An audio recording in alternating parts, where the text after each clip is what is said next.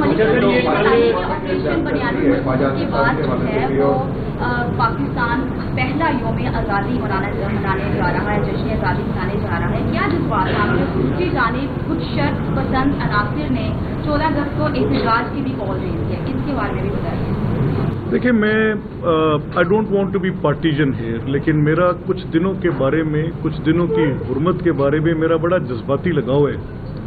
अब मैं ये समझता हूँ कि 14 अगस्त मेरी आज़ादी का दिन है, और आज से तकरीबन कोई एक दिहाई कबल भी हमने देखा कि वो दिन जिसको मैं अपनी आज़ादी के दिन पर मनाता हूँ, जिस दिन मैं अहद तजदीद वफा करता हूँ, जिस दिन मैं अपने तमाम नस्ली, ग्रोही, सियासी, हर तरह के इख्तलाफात को बुलाकर यूनिटी को फोर्ज करने की बात करता हूँ, जिस दिन में मैं बड़ा प्राइड लेता हूँ, अब उस दिन का करैक्टर चेंज किया जाए, उस दिन बजाय सेलिब्रेट करने के उसको मैं प्रोटेस्ट का रंग दूँ।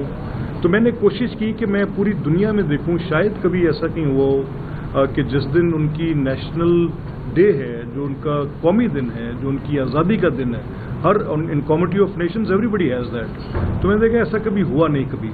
तो ये पाकिस्तान में हुआ तो क्यों हुआ, इसके क्या मुहर्रकात हो सकते हैं कि क्या 14 अगस्त के दिन को एहतजाज के दिन में तब्दील करना, और उस दिन की अगर मेमोरी मेरे किसी बच्चे के मेरी मेमोरी में, मेरे हाफजे में क्या है कि मैं एक मुतवस्सित तबके का आदमी हूँ, मैं एक देहात का रहने वाला हूँ। मुझे याद है अपने गांव में, अपने घर में, अपनी छत पर चढ़ के इन पाकिस्तान के फ्लैग्स की लड़ियाँ लगाना, झंडे लगाना। मेरे हाफजे में कहीं पर भी कोई उस दिन एहतजाज, गिराओ जलाओ, जलती बसेस, ग्रीन बेल्ट्स के ऊपर लगी आग, डंडा बरदार लोग, फैली हुई अनारकी मेरे हाफजे में ये नहीं था। बट दिस 14 अगस्त, आज से कुछ 10 दिहाइयाँ पहले जब वो मुहासरा इस्लामाबाद का हुआ, तब मैंने बड़ा सवाल उठाया इस पर कि how can anybody, maybe me, maybe my political party और एनी पोलिटिकल पार्टी, ये कैसे कर सकते हैं? ये 13 अगस्त कर लेते, ये 25 अगस्त कर लेते। तो फिर मुझे ये अक़दा खुला, ये मेरे सामने, अब मुझे इस पर कोई दो राय नहीं है। But I am restrained because of my constitutional role. मैं बहुत ज़्यादा बात नहीं करता।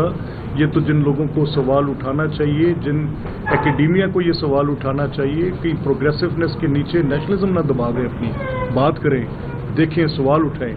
जितनी किसी और चीज़ की सेंक्टिटी है उतनी इस 14 अगस्त की भी है, मेरा नेशनल डे है, और ये मुझे बड़ा अजीज़ है। ये मैं किसी को छीनने नहीं दूंगा। I will strive for it, I will fight for it.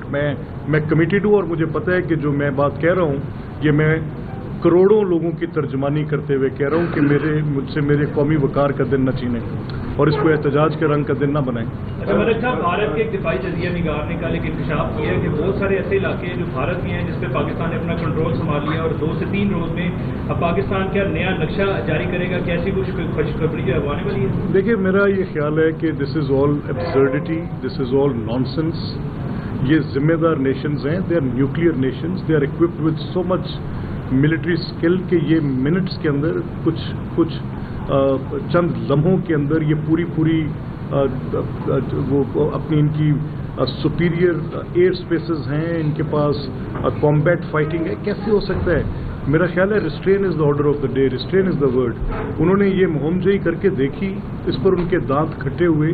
मैं पाकिस्तान के वज़ीर आज़म को, पाकिस्तान के सिपा सलार को, फील्ड मार्शल को, पाकिस्तान की काबीना को, पाकिस्तान के अवाम को, पाकिस्तान के मीडिया को, सबको, all walks of life, doctors, teachers, everybody, we responded as a responsible nation. और हमने अपनी बर्तरी साबित की है डिप्लोमेटिक फ्रंट पर, कौमी इजहार में, हमारी मीडिया ने इसमें अपना रिस्पॉन्सिबल रोल प्ले किया है।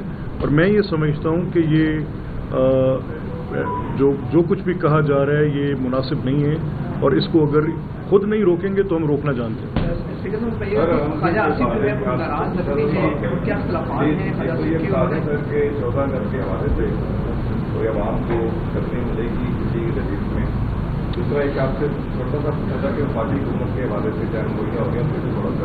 नहीं, देखें, I just brush it away, it's absolute nonsense ये जो कोई बात करे चेमगोइयाँ वगैरह की। वैसे तो गवर्नमेंट के बिहाफ पे जो बात करेंगे वही बताएंगे, और रिलीफ की बात भी ज़्यादा आपको हुकूमत बता सकती है। मैं तो रेसिपिएंट्स में से एक होकर तारीफ़ कर सकता हूँ, लेकिन मुझे लग रहा है कि रिलीफ है।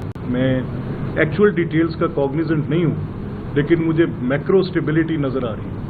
मुझे नज़र आ रहा है कि गवर्नमेंट की डायरेक्शन ठीक है।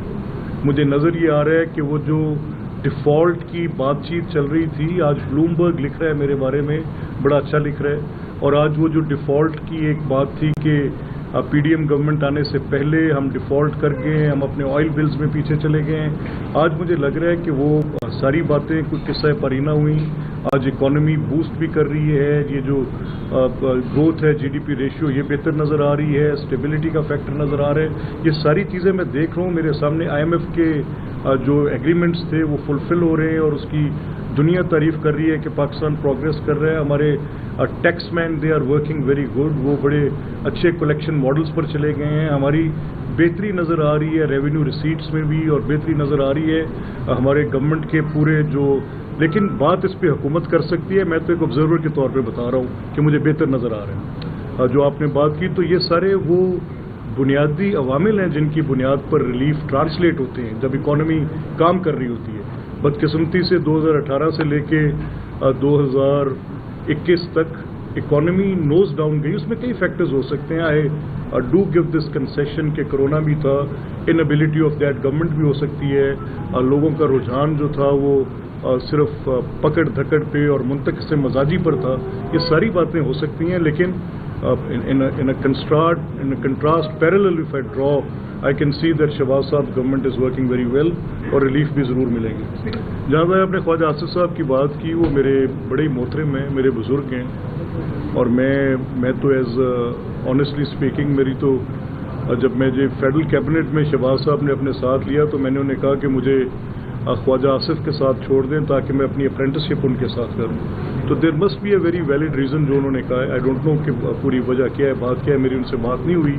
जो उन्होंने बात की है वो कोई हवा में बात नहीं करेंगे, and if there is a reason. लेकिन उसके साथ हुआ ये कि एज अ क्लास पूरी जितने सरकारी लोग काम करते हैं ये हमारे भाई हैं, बड़े करीबी लोग हैं हमारे, दे आर अमंगस्ट अस।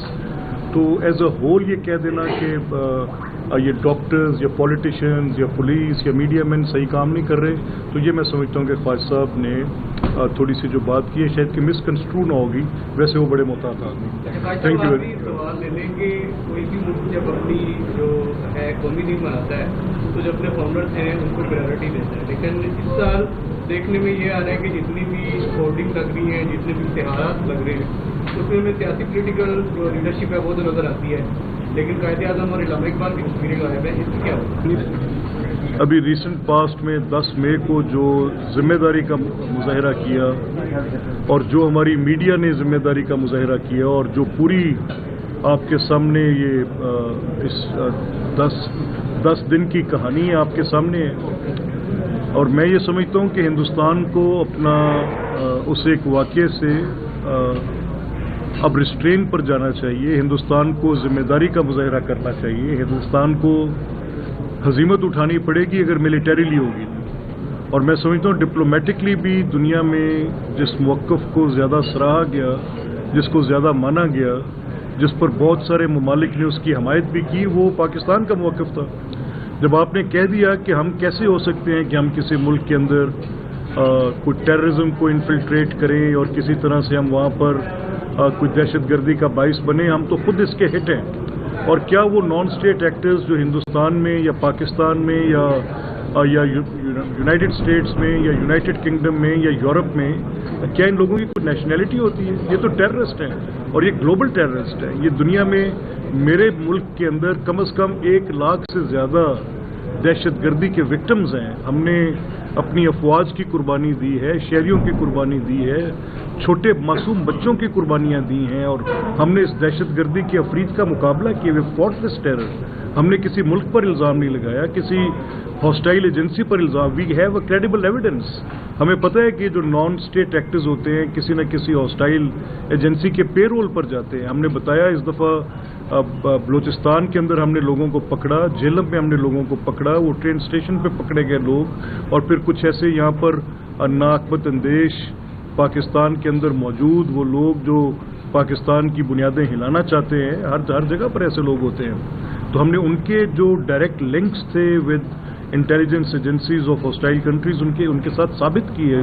वो एविडेंस हमारे DGI SPR ने आकर दिए। तो मैं समझता हूं कि हिंदुस्तान को ये अब जिम्मेदारी का मुजाहरा करना चाहिए। ये जंग किस चीज़ का नाम है? अब देखें, दुनिया इस खौफनाक जंग की लपेट में है। ये यूक्रेन रूस की जंग हो, ईरान इसराइल की जंग हो, वो गाज़ा के अंदर फैली तबाही हो, वो पाकिस्तान हिंदुस्तान की 10 रोज़ा ये लड़ाई की कहानी हो, तो मेरा ख्याल है कि वो जो एक जनरेशन थी जिसने वर्ल्ड वॉर 2 की हौलनाकियाँ देखी थीं, तो प्रॉबेबली शायद वो कुछ यादाश्त में से उसके नकूश मिटते जा रहे हैं। तो I would strongly suggest that all those who want to be warring, they should restrain from what they are saying.